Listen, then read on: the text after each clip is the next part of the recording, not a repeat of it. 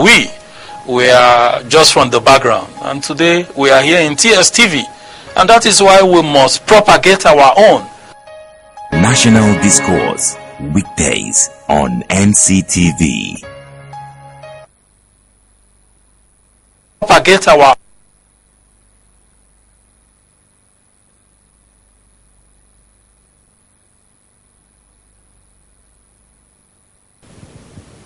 Hello, good morning. This is National Discourse this beautiful Wednesday morning.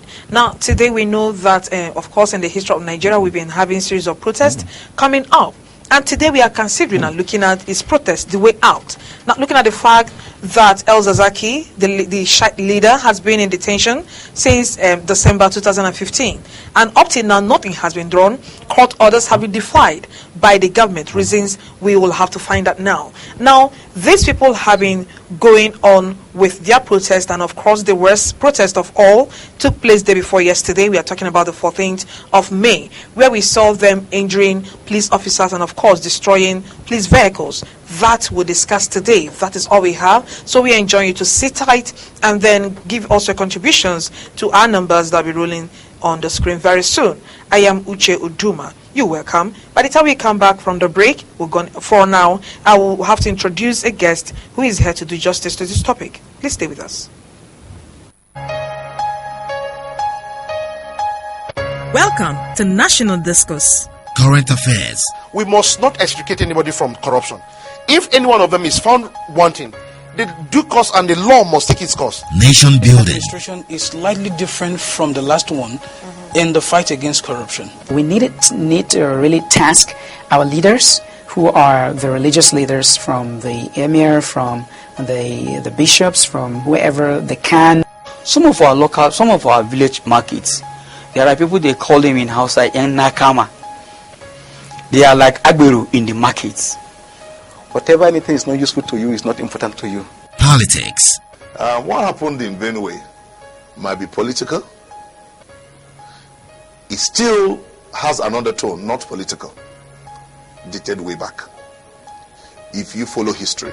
It's interactive. Not part of Nigeria. Okay. And it will not be good for us. When they gather their people, they tell them, these Hausa people are your enemies. When Hausas gather together, they tell them, these Igbo people are your enemies. When the Yoruba people gather together, they say the same thing. Who are we? We are just from the background, and today we are here in TSTV, and that is why we must propagate our own. National Discourse, weekdays on NCTV.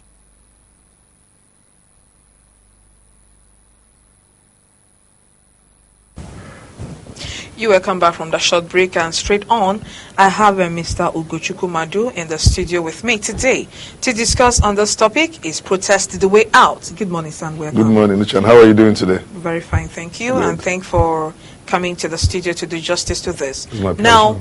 Now, looking at the topic we have at hand, and of course, the little history of El Zazaki, what has been happening to him ever since he went on detention since 2015. What is the update we need to know as Nigerians?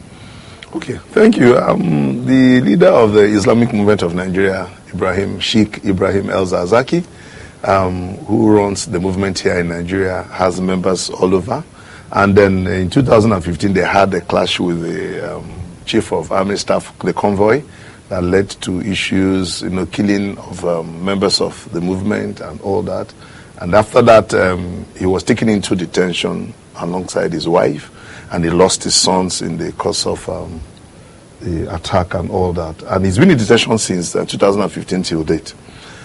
Okay, his lawyers approached the Federal High Court in Abuja and got an order to release him on bail. And then for the court equally ordered that the government pay a reparation of 50 million naira and then provide him a temporary accommodation, because in the course of the fracas in Kaduna, he lost everything, and unbelievably, a democratic government that we are in has refused to obey the orders of the valid orders of a competent court of law in Nigeria, and that's what we have today. Now, we will still get to the part that the federal government have refused to grant him bail. Yes. Now, looking at him as a person, All right. What do you think? Do you think if he's released on bail, something different would happen or something? Yes, that is the assertion or submission of the federal government and the security agency. That is the DSS.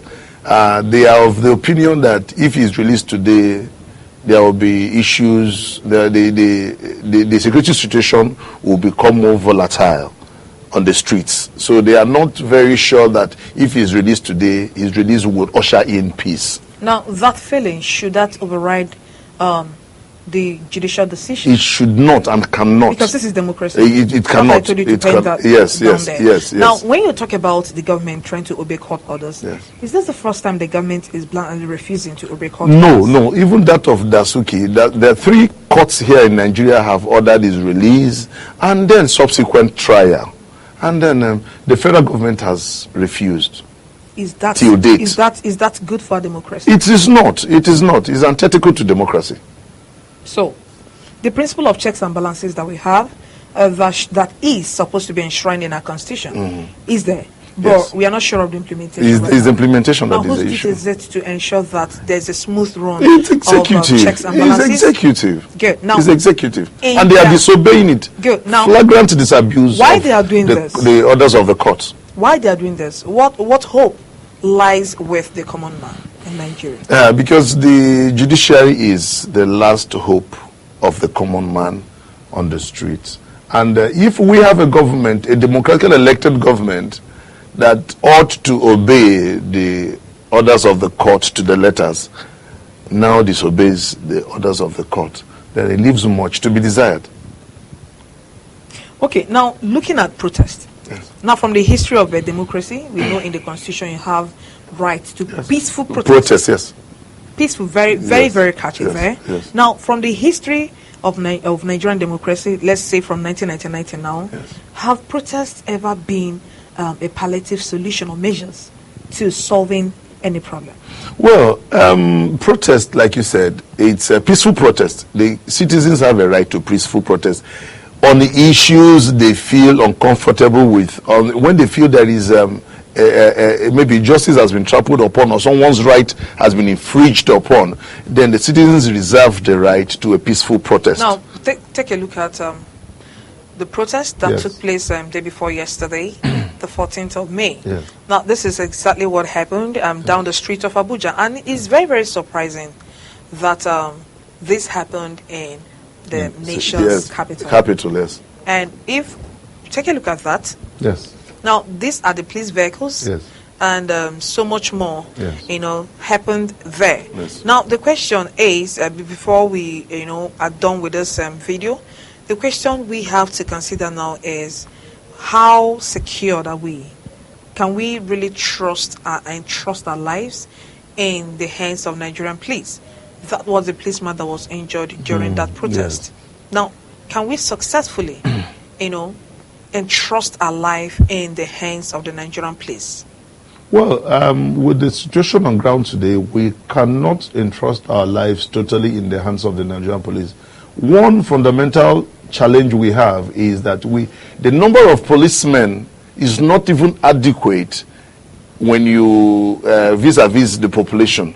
Okay, the Nigerian population. The number of policemen we have today is not adequate to safeguard lives and property of Nigerians. Are we saying, is it that they are not adequate or they are not competent? Well, there are two things. Well, we may not say, we won't use the word competent, because we must ensure that we have an adequate proportion. What do you regard as adequate? Well, we have 100 and something thousand policemen to guard almost 180 million people. What happened to other security outfits? No. The people primarily saddled with the responsibility to protect lives and property by the Constitution is Nigerian police. Are they living up to that? Now, before we talk about their numbers, are they living up to, it's one thing for you to make an attempt to cover up what you're supposed to do. And then for us to start seeing the lapses. And the lapses is being traceable to the fact that your number is not enough. Now, the first question is, are they living up to this? They are not. So, going back to having because if they were, the recent killings in Taraba, in Nasarawa, in Kogi State, Benue State wouldn't be wouldn't have taken place if they were on top of the game. They're not on top of the situation.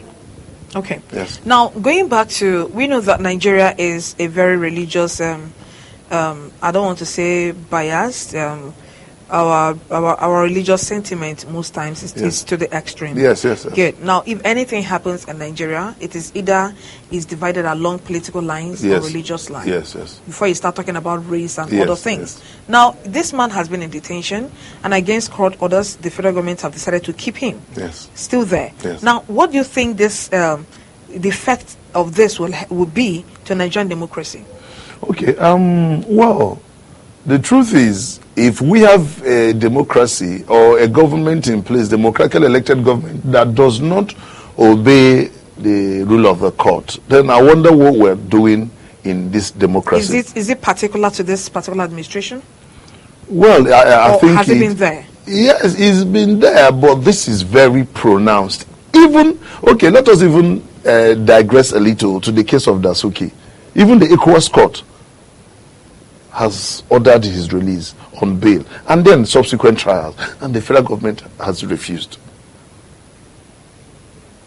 So it's not a good precedent, and it exposes us to ridicule in the Committee of Nations. Serious ridicule in the Committee of Nations, because we cannot, when we talk about to observe, to sustain human rights, one of the fundamentals is to obey the rule of law. So here we are not obeying the rule of law. Now, the Shiites. Yes. Are they a different group from Muslims? Because I know this it calls for confusion most times. Well, it's not just here, even from Iran. It's not Shiites all over.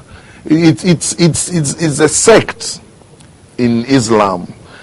These people is just like it's a religious body in Islam. Okay, amongst Muslims, they have their own personal convictions. They have their own ideology. They have certain beliefs, and they focus on it. Yes, it's not restricted to Nigeria alone. Now, how do we get it right in Nigeria, talking about protest? Well, there is right. Because it seems at the end of every protest, the protest never gets to achieve its purpose. At all. And then you have killings, that's exactly what we are asking, is destructions and all that. Yeah, we should have, as a people, we have right to peaceful protest, and we should have security, even in the protest. The Nigerian police should be able to provide security in the protest. And then, as we protest, as we make it or call it peaceful protest, we should ensure that it does not lead to destruction of lives and property. It should be peaceful. Yes. Okay, talking about peaceful protest there, and looking at if protest is the alternative to solution, yes. Or if protest rather gives solution to certain problems arising from Nigeria. Yes. Now, if, like I asked, if we keep protesting and the protest turns sour and becomes violent to the extent that the Nigerian police force will not be able to curb it. Now, the first question is still talking about competence of the Nigerian police force. The question is, was this out of place, or did it take them unawares that this certain thing like this is going to happen? No, the police cannot say it took them unawares, because they have intel. For anything that wants to happen, the security agencies have intel. And when this intel comes, they strategize on how to deal with the situation. They design the approach, the best approach possible to handle the situation, because the situations are different and they require different approaches. You just don't use one straight-jacketed approach for all issues. And now, aside from protest, yes, what other alternative do we have in Nigeria? As well, because it seems protest is not working out for us.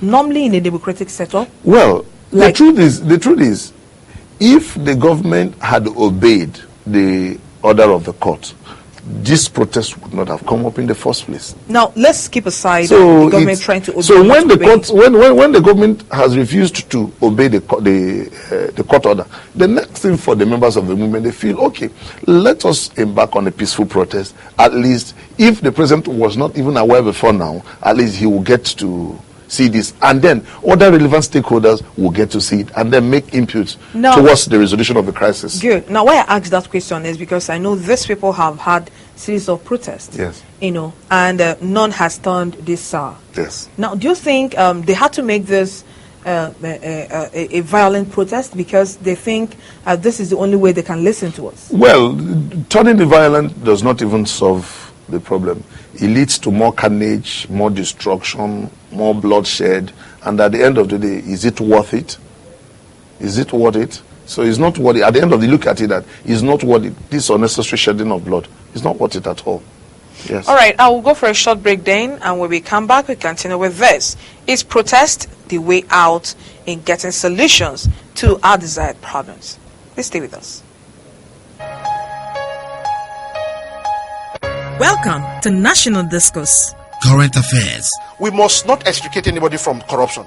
If any one of them is found wanting, the due course and the law must take its course. Nation building. Administration is slightly different from the last one in the fight against corruption. We need to really task our leaders, who are the religious leaders, from the emir, from the bishops, from whoever they can.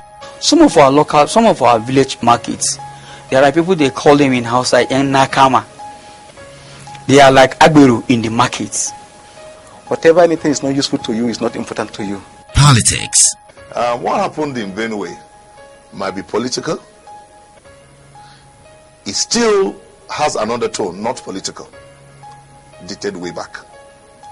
If you follow history, It's interactive. Not part of Nigeria. Okay. And it will not be good for us. When they gather their people, they tell them, these Hausa people are your enemies. When the Hausas gather together, they tell them, these Igbo people are your enemies. When the Yoruba people gather together, they say the same thing. Who are we?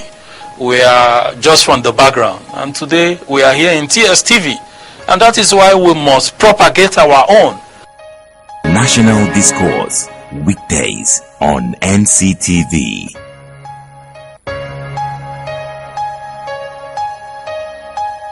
Welcome to National Discourse. Current affairs. We must not extricate anybody from corruption.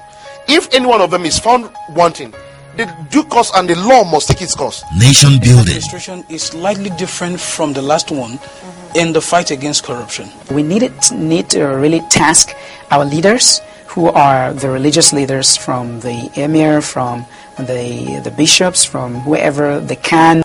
Some of our village markets, there are people, they call them in house like Nakama. They are like Agberu in the markets. Whatever anything is not useful to you is not important to you. Politics. what happened in Benue might be political. It still has an undertone, not political, dated way back. If you follow history, It's interactive. Not part of Nigeria. Okay. And it will not be good for us. When they gather their people, they tell them, these Hausa people are your enemies. When the Hausas gather together, they tell them, these Igbo people are your enemies. When the Yoruba people gather together, they say the same thing. Who are we? We are just from the background. And today we are here in TSTV. And that is why we must propagate our own. National Discourse. Weekdays on NCTV.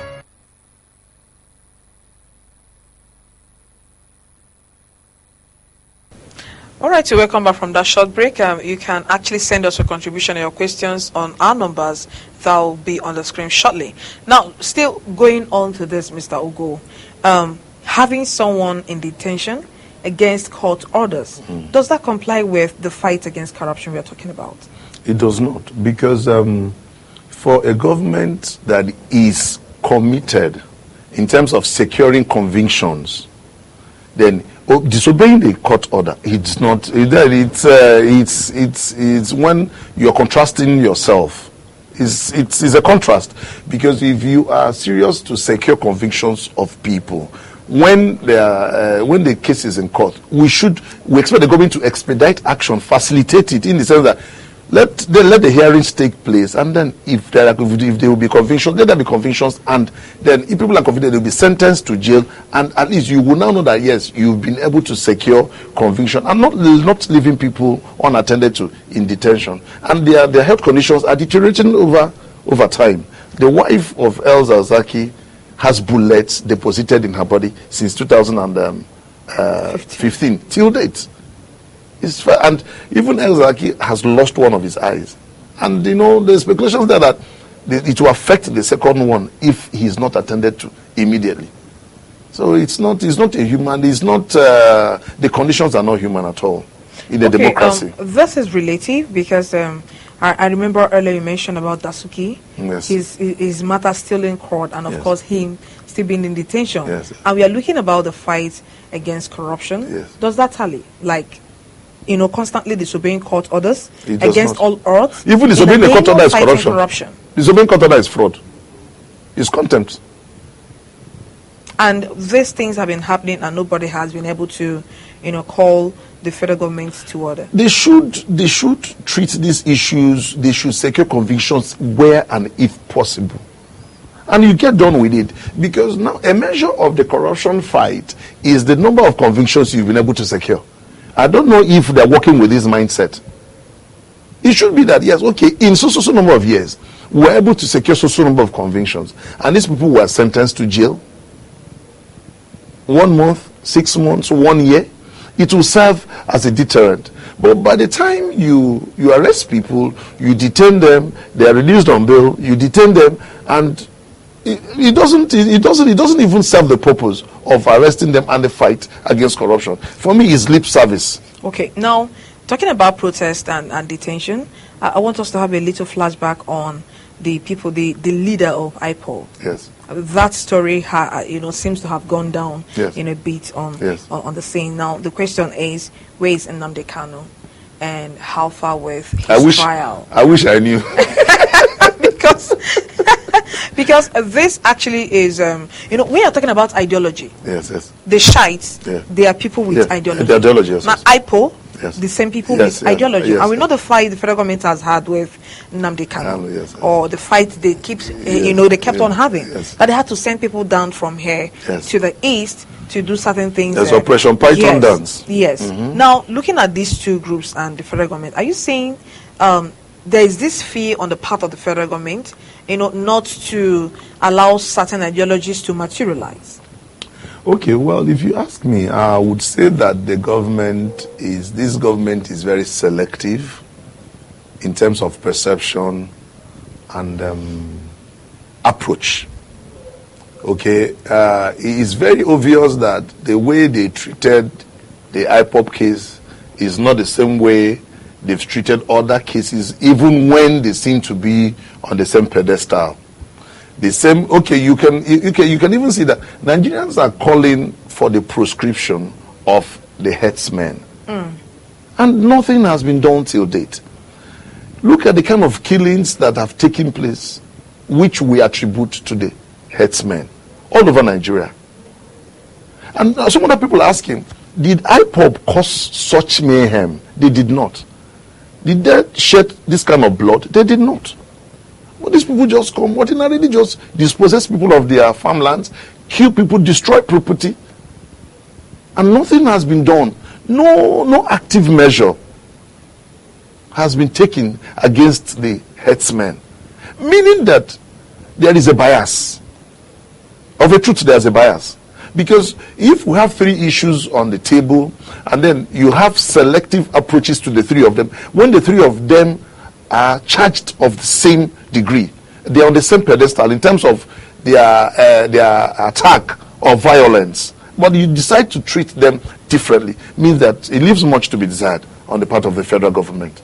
And that's why we have these pockets of crisis issues here and there, because the government has not demonstrated enough political will to address these issues with passion, commitment, and without bias. Now, still talking about if protest is the way out, let's remember again that a few weeks ago, the Christian Association of Nigeria had a protest in Ekiti State. Yes. And some other states, yes. We keep asking if this is the way out, because even after that protest, nothing has happened. Yes. Do you understand? They had that protest because of the Fulani herdsmen attack. Yes, the attack. Of course, the one that was... They killed 2 Reverend Fathers in Benue. Yes. Good. And we are going to have another protest on Sunday by the Catholic body, because that is when the 2 Reverend Fathers will be buried and every other story coming up. Now, if we keep calling for protest and all that, does it stand a chance of being the way out of our problems? No, it is a peaceful protest all over the world is a way of ventilating your anger, your feelings, and making your reservations known in the public domain. Well, like I told you, to the government and the relevant stakeholders. And then when those protests take place, or when they hold, and nothing comes out of it, should we continue with the protest? Yes. Yes, they should. They should continue. What we try to lay emphasis on is peaceful protest. The protest at all times must be peaceful. And before you embark on certain things, you must look at the end result or the desired result out of it. Yes. Now, before you embark on a protest, there is something at the back of your mind you want to achieve. Yes. There is an end result you've already set up as a goal. Yes. Now, if you keep having protests repeatedly and without result, do you think we should continue instead? Well, we might not, because the results are not such that you can measure immediately. They come in trickles. Okay, like now, I think after that killing in Benue, I think if you ask, I think the rate of killing has reduced. But people are still being killed. Yes, people are being killed, but it has reduced. You think it's been owed to the fact that there was protest? Sure, you cannot remove the place of peaceful protest in a democracy all over the world. All over the world. In fact, in the Middle East, it's worse. Now, as I speak, there is protest in so many countries. Is it against government policies, against issues that have to do with human rights? On the 14th, you're talking about the U.S. Exactly. So everywhere in the world. So the peaceful protests, they have impact. Okay. They have impact on the disposition of government to issues of national security. So even when there is no result, like a very fiscal result, now if there is killing somewhere, and I embark or I join the peaceful protest about it, because I think the killing should be stopped. I think it's not right for us to be doing that. And at the end of the day, I've participated in like 3 protests to that effect, and the killing or whatever persists. Do you think, I don't know, there's a question, the answer I'm actually looking for on if protest is the way out. Aside protest, what other alternative do we have? Well, because if we are protesting and it's as if nobody's listening, it's as if nobody's attending to our cause. No, you see, the essence of the protest, if I do write you a letter to express my displeasure over certain issues, you may claim that the letter did not get to you. And if it got to you, it did not get to you on time. Do you understand? Good. There could have been things that maybe stopped the letter getting to you on time. But if I embark on a peaceful protest with my group or organization, and it is covered, the media is there to give it the visibility and awareness that it deserves, no one can claim that he or she did not see the protest. If, like the Christians, went on their peaceful protest, the government, state level and the federal government cannot say that they did not, witness the protest, because it was covered by both electronic and print media. So it's for them, because they are security issues. They wouldn't come out to tell you, we've done this today, we've not done that tomorrow, and all that. What still baffles Nigerians or discerning Nigerian minds is the fact that the perpetrators of this heinous crime, in quotes, the headsmen, we have not gotten them till date. That is... It's like I don't even know how to say it, but it's unbelievable that such crime till date the perpetrators have not been brought to book, meaning that there's a conspiracy. Is it that the armed forces are not there, the army, the police, the air force, and all other security agencies are not there to fish out these people? Are they not in the same society that we are in?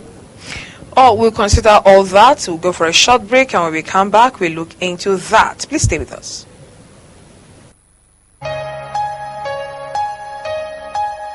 Welcome to National Discourse. Current affairs. We must not extricate anybody from corruption. If any one of them is found wanting, the due course and the law must take its course. Nation building. Administration is slightly different from the last one in the fight against corruption. We need to really task our leaders, who are the religious leaders, from the emir, from the bishops, from whoever they can.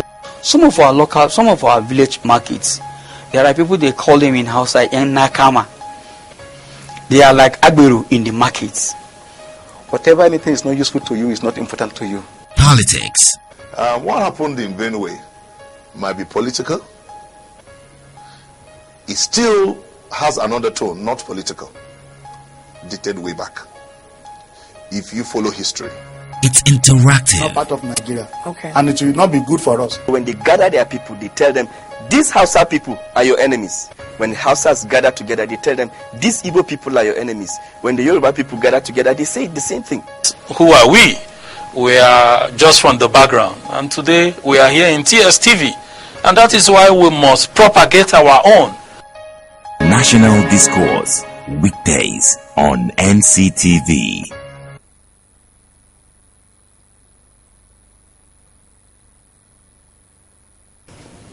All right, so we'll come back from that short break and then straight on, sir. Okay, before then, we can accept your calls now, be able to pick your calls. You can call on the number on the screen that you can see. We are still here talking about if protest the way out of all our challenges in Nigeria. Because we are just looking at one. Yes. The Shite protest. Yes. What happens to other challenges we are facing in Nigeria? Well, the truth is... Now, sorry. Okay. Now, before this, if the economy is not moving very well, should we go on the street to protest? Okay. If our industries are not functioning very well, should we go to the street to protest? That is still what we are looking at. Okay. The government, as a matter of urgency, must be proactive, and they must be pragmatic, and they must seem to be a responsive government. When there is a peaceful protest, the relevant agencies should swing into action to address the issues raised by the protesters. I don't think anyone just wakes up in the morning from his house and comes onto the street to protest. That's why I've been asking that, because it's like protests have reduced to, is it not them? Let them go and do exactly. Their thing. So that's what I'm saying. There is no value placed on protesting. Yes, that means it's an indictment on the government that it is not a responsive and responsible government. A responsible and responsive government would make sure that they do everything to curb the spate of protests across Nigeria. Because one implication that this protests have on the economy is it exposes this country as a highly insecure country. And then you are on the other side, you are wooing foreign investors to come to your country. And they open the screens, and what they see is protests all over the streets. Violent protests all over Nigeria. And the same people, you're telling them to come and invest in Nigeria. And is this not a contradiction of your position? So the government must wake up. No. They are not effectively responsible and responsive. Of course, that's still your personal opinion. Yes, it's my personal opinion, yes. Now, looking at protest and looking at strike actions, I want us to look at two of them. Yes. Which one is most effective? Well, for registered bodies, yes, strike or industrial action is the prescribed way of ventilating. Now, which one does the government respond to quickly? Well, is industrial action, because it has a direct negative impact on productivity. Yes. So when people go on the street and leave what they are supposed to do in their offices and hit the street, well, okay. What effect let us bring it to the Islamic movement. Their protest does not have any direct bearing on productivity when it comes to the economy of Nigeria. Okay, but like the Johesu people now that have been on industrial action, you see that it has the activities in the medical sector or it has crippled activities in the medical sector. So all the income we're supposed to generate from the hospitals, they've all been affected negatively. So that's why industrial actions tends to sway the government onto positive action faster than peaceful protests or violent protests. Okay. Yes. Now, talking about the Johesu and the Medical Association of Nigeria, Yes. what do you make out of that? It's shortly? One. There's a political. I would use that word again. There's a political undertone to it. There's a battle of twists. Okay, there's a battle ongoing between the NMA and Johesu, seeking attention and credibility before the federal government. So, but the federal government, they are in the best position to address the issue as urgent as possible, because it needs to be resolved, because we're losing lives because of the industrial action by Johesu. Now, during the time that the IPOL had their protest, yes. You said something. You said the protest of the Shiites really does not have any direct effect on productivity. Yes. Now, I want to take your mind back to the protest that was held in the southeast by the IPOP members. Yes. Remember, the market was shut down. Yes, shut down. Yes, okay. No office was opened. No private offices. Yes. And then I think to an extent they had to shut down the government offices for fear of the unknown. Of the unknown, yes. Now, does that have a direct impact? Yes, that has a direct impact on productivity, because the IPOB, there's a way they go about theirs. They just don't take on to the streets. They will tell you people to sit at home.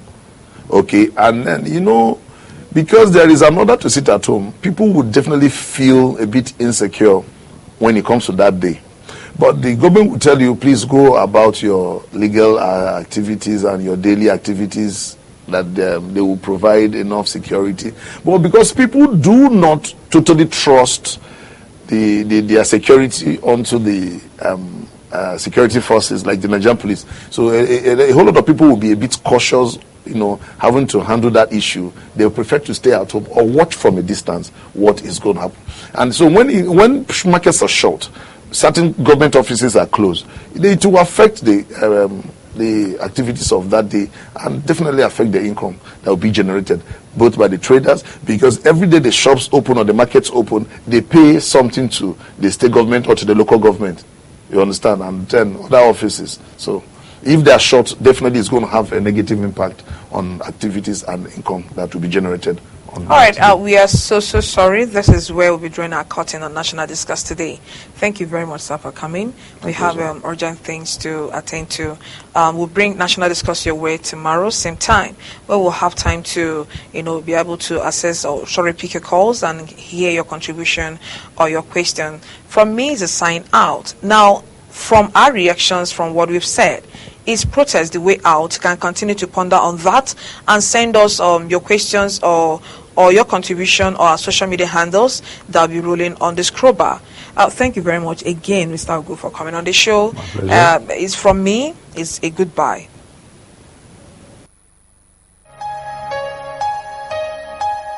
Welcome to National Discourse. Current affairs. We must not extricate anybody from corruption. If any one of them is found wanting, the due course and the law must take its course. Nation building. Administration is slightly different from the last one in the fight against corruption. We need to really task our leaders, who are the religious leaders, from the emir, from the bishops, from whoever they can. Some of our village markets, there are people, they call them in Hausa en nakama. They are like agberu in the markets. Whatever anything is not useful to you is not important to you. Politics. What happened in Benue might be political. It still has an undertone, not political, dated way back. If you follow history, it's interactive. Not part of Nigeria. Okay. And it will not be good for us. When they gather their people, they tell them, these Hausa people are your enemies. When Hausas gather together, they tell them, these Igbo people are your enemies. When the Yoruba people gather together, they say the same thing. Who are we? We are just from the background. And today we are here in TSTV. And that is why we must propagate our own. National Discourse. Weekdays on NCTV.